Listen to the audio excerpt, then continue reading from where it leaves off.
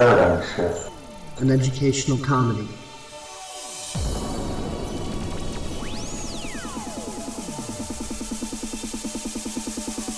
It's not a cause, not a movement. It's not a social group you can slap a label onto.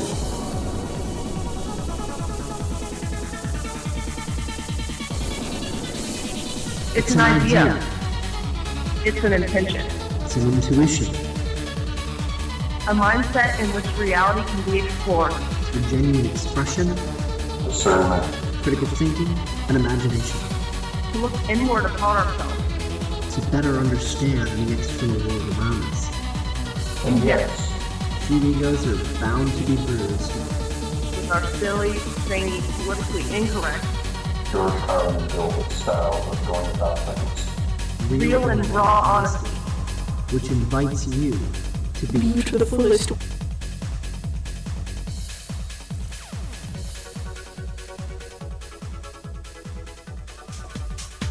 LBRY is a revolutionary new platform that in a future video we'll be going into much more detail about.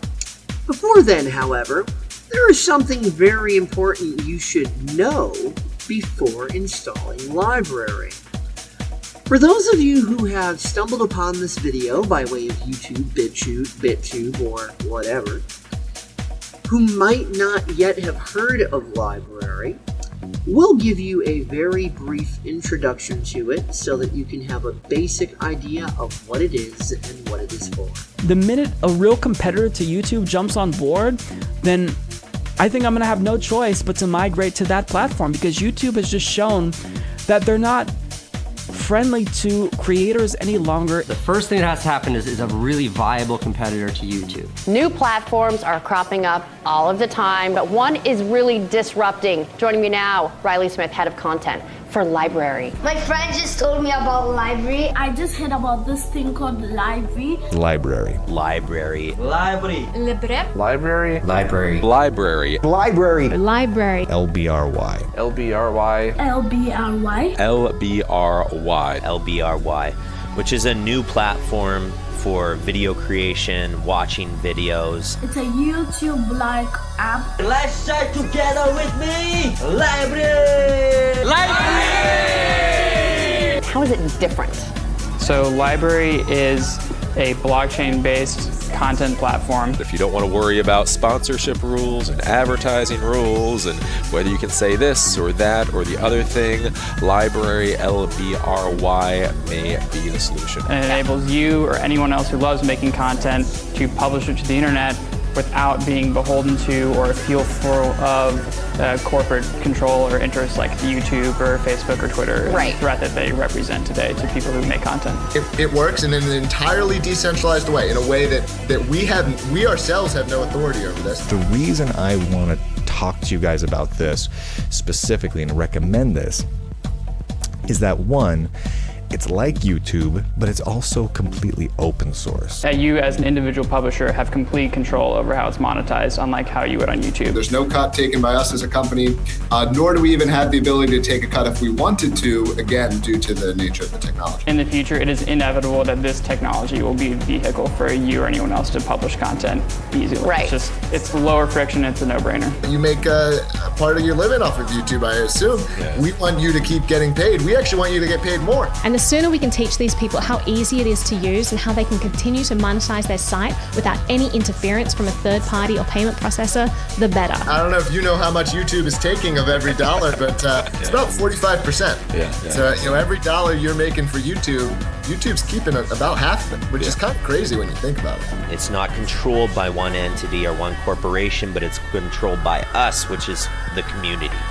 And that's why I love this app. I think it is a very interesting concept, very interesting product, and it's very topical for this point in time. I always put all my stuff on LBRY, and it's got to be one of my favorite user interfaces as far as like a actual desktop application. It's a very intuitive app. It's actually, they've just recently updated it, so it's moving quickly. I've slowly but surely converted everybody to getting on it. It's an awesome place to upload. When you subscribe to the channel, you can have it auto download as soon as new episodes come out, and the download is a DRM-free MP4 video file.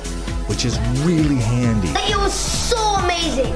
And right now I'm watching Bitcoin with friends to explain to me more about LBRY, and I hope you can watch this too and also watch me. It helps build me up on a new platform. I mean, LBRY is growing, but it helps establish me early on a platform that is clearly growing, which helps me. You should check it out. Support me by watching my exclusive videos on the LBRY platform. Look, already so many YouTubers have already synced up with LBRY, which is amazing. I'm subscribed to about 50 of them already. One of the downsides of the centralization we see in the services that we use on the internet is that these companies end up having a lot of control over the conversation. Certain types of content doesn't get treated the same way as other types of content. Yeah. And LBRY is definitely a reaction to that. Basically, it's just an awesome new way of taking away some of the, well, censorship. The entire purpose of this is essentially to tie our own hands, to create a system where you can reliably trust that there won't be someone else in charge other than the users. I highly suggest syncing your YouTube videos to it if you have not yet. Go to LBRY.com/YouTube, and any YouTuber can sign up there to mirror the content. Give it a try. It's worth it. I also suggest if you are not a YouTuber, it is still an amazing platform to get involved with. What LBRY is trying to deliver is the ability for people to find and access and potentially purchase stuff that they like. And to do it in a way that leaves the people who make stuff and the people who look at stuff in control of that and not having someone in the middle. And just get involved with this new platform. It's a new era. Kids Games Fun definitely recommends LBRY. The first thing that has to happen is a really viable competitor to YouTube. The second thing that has to happen is for the community to have lost faith in YouTube. There is this new movement now of trying to get away from YouTube and trying to get away from centralized media platforms. I'll be looking forward to the day to ditch YouTube for a viable alternative. We will find a new place to play where all the cool kids will go. And we have been getting traction from this thing. There are a lot of people out there who think that the status quo is not, is not benefiting them. If those two things, the community loses faith, and then there's a competitor that offers a bigger audience and a better way to monetize, I think there's a very real chance for disruption within the entire YouTube community. YouTube was just the first venue. The after party is wherever free speech takes us next. On a platform, it doesn't matter how cool the people who started are or how neat their vision statement is, or whatever. Their mission statement is amazing, cool, let's be a part of this. You're only one change of leadership, one change in the terms of service away from having the rug pulled out from underneath you. YouTube was a stable place at a time to make money, to where you could do YouTube full time and you could make a pretty good amount of money every month. But that's not the case anymore. I took the risk and here I am. Here I am. I have money saved, but I'm not making anything on YouTube anymore. Now that you know what LBRY is, before you install it, there are some things about your internet service provider that you will need to verify first. Otherwise, you might run into some technical difficulties of the type I ran into when I first installed it. Some providers care deeply about you and your business, as well as about themselves. They make sure that their services are fair and equitable. If you have one of those services, you will not have any issues using LBRY. One such service, and possibly the most caring and equitable service out there, is Xfinity by Comcast. So you can do deadpan. That's good to know. No, actually, they're a bunch of greedy fucks, to be completely honest. Good job, Todd. Hi, I'm Jonathan Brackle from Comcast. We read your comments and complaints, and we know that a lot of you are very nervous about our merger with Time Warner Cable. So I wanted to talk to you today and let you know that no matter what happens, we don't give a fuck about you. Whether you're calling in for a service appointment for your cable box or wondering why your favorite channel disappeared, we don't give a fuck. That's what makes us an industry leader in terrible customer service. We don't give a fuck because we don't have to. What? Are you gonna go to another cable service provider? Chances are we own whatever movie or network you're watching, so that's still money in our pocket. Of course, you could watch Netflix or Hulu, In fact, you should. We own Hulu. We also make Netflix pay us extra for streaming content, which means they'll probably pass those costs on to you. Bottom line, fuck you! From the people who answer our phones to the people who write our TV shows, we do not give a fuck. And we collect labor violations and lawsuits the way fat kids collect cookies. Seriously, Google it. They don't call us the Walmart of telecom because we smell like rats and pizza. They call us that because we don't give a fuck about you. I know a big merger like this can be confusing, but all you really need to know is this is who we give a fuck about, and this is who we don't give a fuck about. And you. So thank you for choosing Comcast. You don't have a choice. Hey, America, go fuck yourselves.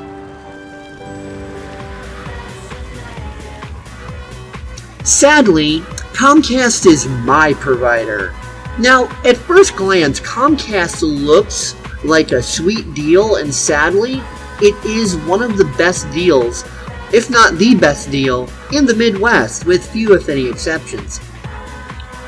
For $79.99 a month, I get a pretty good TV package that I mostly use apps to watch. I don't watch anything within TV channel time slots. As well as up to 150 Mbps downstream. Mine averages around 100 Mbps. While this seems like a sweet deal, let's look at the hidden catch. Comcast enforces a data quota of 1024 gigabytes per month. That means 1 terabyte. If you exceed 1 terabyte, they charge you $10 for every additional 50 gigs used, but thankfully no more than $200 in overages fees. So the good news is, you're not going to rack up a $10,000 internet bill. Bad news is, you could rack up an extra $200 if you're not extremely careful. My first horrifying experience with this was when I didn't know that the default configuration for Netflix was 4K. If you live on the East Coast, services such as Optimum Cablevision will give you 400 Mbps downstream for $60 a month with no data cap and no overage charges. The difference between Comcast and Optimum is that Comcast is a bunch of greedy fucks, and as of yet, Optimum is fair and equitable. When I first installed LBRY, I found out the hard way that it does not as of yet have any sort of bandwidth throttling capabilities, such as, for example, the transmission BitTorrent client. Nor does it have any bandwidth usage statistics, such as System Monitor under Linux Mint, which is the operating system I run. We're going to have to wait probably about a year for those features, and within the next few months, LBRY will have a new feature that allows you to download content but not act as a node on the network. Acting as a node on the network while having a provider that is a bunch of greedy fucks will rape your bandwidth and bleed your credit card like a vampire drinks blood. So, until LBRY corrects this issue, I'm going to show you how to avoid it in the meantime. After you install LBRY, load the program but do not open any content. The first load is just to make sure all of the files get written that need to be. Once done, please exit the program. The directory structure of LBRY may vary from operating system to operating system, so I will do my best to explain this in terms of the functions that are the same regardless of operating system.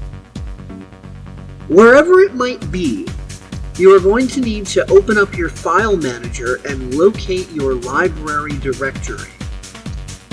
If you've got the correct directory, there will be a subdirectory called LBRYNet, spelled LBRYNET. Inside of that directory, you should see a file named daemon decentralized_settings.yml. Open this file using the text editor of your choosing. Once opened, the default file should contain exactly what you are seeing on your screen right now in this video. What you are going to need to do is add a line to the end of it, as shown here. Add the line exactly as you see it on your screen right now in this video. concurrent_blob_announcers, then hit the space bar, then punch in 0. Save the file, exit LBRY if you have it running because you ignored my previous instruction to close it, and restart the program. Now you should be all good. You can check to see if everything worked out using a bandwidth monitoring software of your choosing. Linuxmin has one built into it called System Monitor. For everyone else, you're on your own with that. I do not do Mac or Windows, nor do I use Android or iOS either. If you want to check out the LBRY app without installing it, head on over to https://beta.lbry.tv. Most functions are disabled in the web version, but you can still stream content worry-free. If you wish to download LBRY, follow the link in the description of this video. If you need further assistance, join the LBRY Discord server by, again, following the link in the description of this video. Thanks for watching, and don't forget to subscribe to Paradigm Shift and Educational Comedy on YouTube, LBRY, BitChute, BitTube, Minds, Gab, and DeviantArt.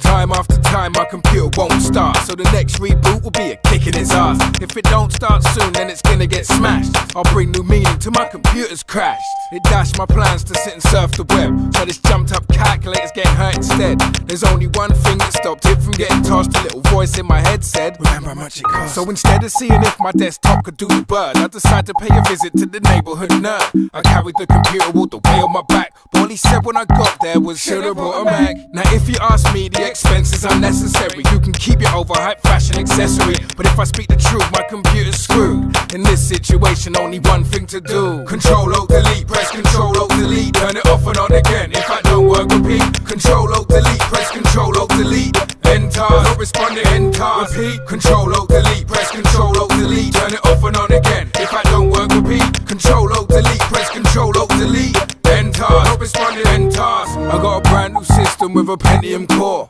state of the art, half the price of G4. It should never ever crash, touch wood, but you know, deep down I knew it just could.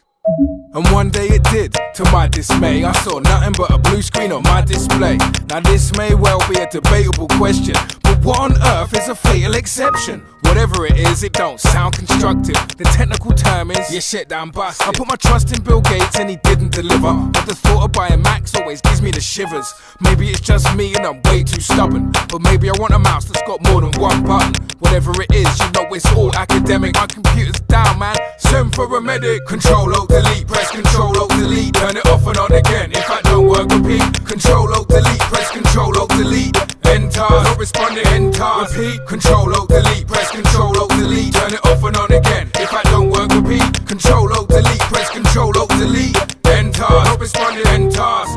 It could be Worm Blast or What I Love You. It could be adware, spyware, I don't got a clue. But what I do know is that something's wrong. Each and every home computer is a ticking time bomb, set to go off when you least expect it. So now it's all backed up, I check and double check it. Saved to my server, CD and USB, so even worst case I won't lose my new LP.